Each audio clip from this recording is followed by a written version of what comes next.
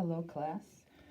Hope you're doing well today. We're going to continue in the long chapter called In Like a Lion. We won't finish it today, but this will be the second part, and I am on page 186. Arnold was just interviewed by a TV reporter, and the game is about to start. Remember, this is the big game against his home school on the res. Welpinit against the school he now goes to, Reardon. The game was packed 2 hours before the game. The gym was packed 2 hours before the game.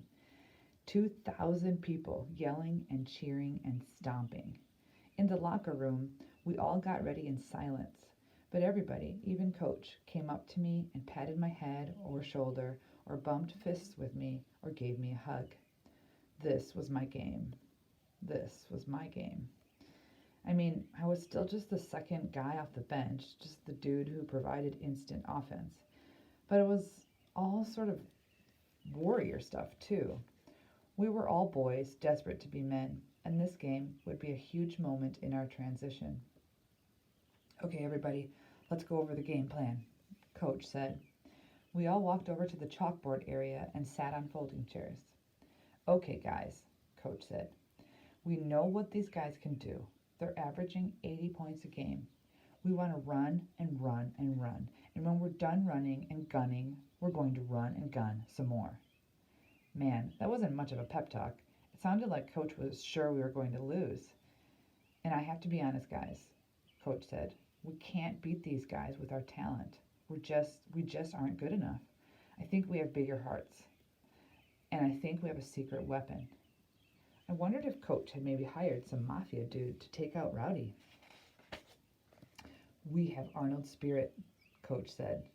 Me? I asked. Yes, you, Coach said. You're starting tonight. Really? Really. And you're going to guard Rowdy the whole game. He's your man. You have to stop him. If you stop him, we win this game. It's the only way we're going to win this game. Wow. I was absolutely stunned. Coach wanted me to guard Rowdy. Now, okay, I was a great shooter, but I wasn't a great defense player. Not at all. There's no way I could stop Rowdy.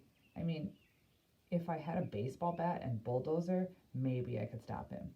But without real weapons, without a pistol, a man-eating lion, and a vial of bubonic plague, I had zero chance of competing directly with Rowdy.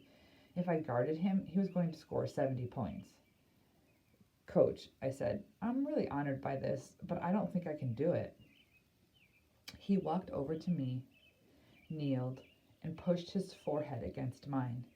Our eyes were like an inch apart. I could smell the cigarettes and chocolate on his breath. You can do it, Coach said. Oh man, that sounded just like Eugene. He always shouted that during any game I ever played. It would be like a three-legged sack race, and Gene would be all drunk and happy in the stands, and he'd be shouting, Junior, you can do it. Yeah, that Eugene. He was a positive dude, even as an alcoholic who ended up getting shot in the face and killed. Geez, what a sucky life. I was about to play the biggest basketball game of my life, and all I could think about was my dad's dead best friend. So many ghosts. You can do it, Coach said again. He didn't shout it, he whispered it like a prayer, and he kept whispering it again until the prayer turned into a song. And then, for some magical reason, I believed him. Coach had become like the priest of basketball, and I was his follower, and I was going to follow him onto the court and shut down my best friend. I hope so. I can do it, I said to Coach, to my teammates, to the world. You can do it, Coach said. I can do it. You can do it. I can do it. Do you understand how amazing it is to hear that from an adult? Do you know how amazing it is to hear that from anybody? It's one of the simplest sentences in the world, just 4 words. But they're the 4 hugest words in the world when they're put together. You can do it. I can do it. Let's do it. We all screamed like maniacs as we ran out of the locker room and onto the basketball court, where 2,000 maniac fans were also screaming. The Reardon Band was rocking some Led Zeppelin. As we ran through our warm-up layup drills, I looked up into the crowd to see if my dad was in his usual place, high up in the northwest corner. And there he was. I waved at him. He waved back.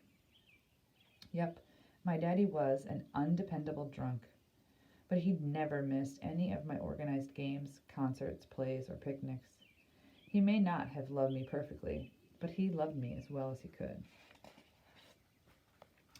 My mom was sitting in her usual place on the opposite side of the court from Dad.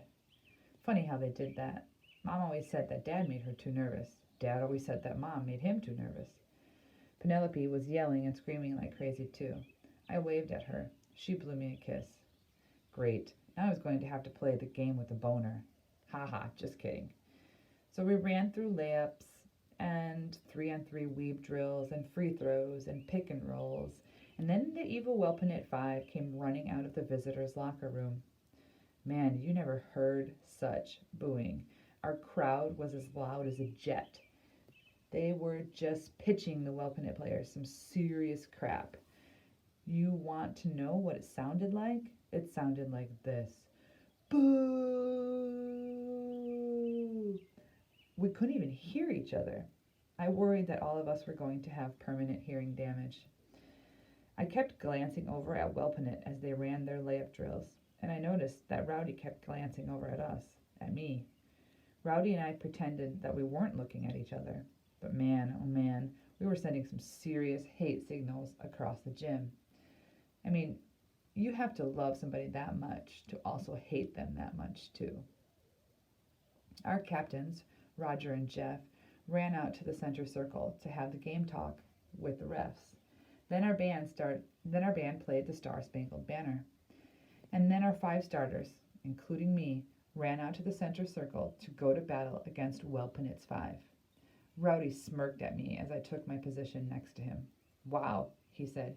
You guys must be desperate if you're starting. I'm guarding you, I said. What? I'm guarding you tonight. You can't stop me. I've been kicking your ass for 14 years. Not tonight, I said. Tonight's my night. Rowdy just laughed. The ref threw up the opening jump ball. And that's where we're going to stop for today.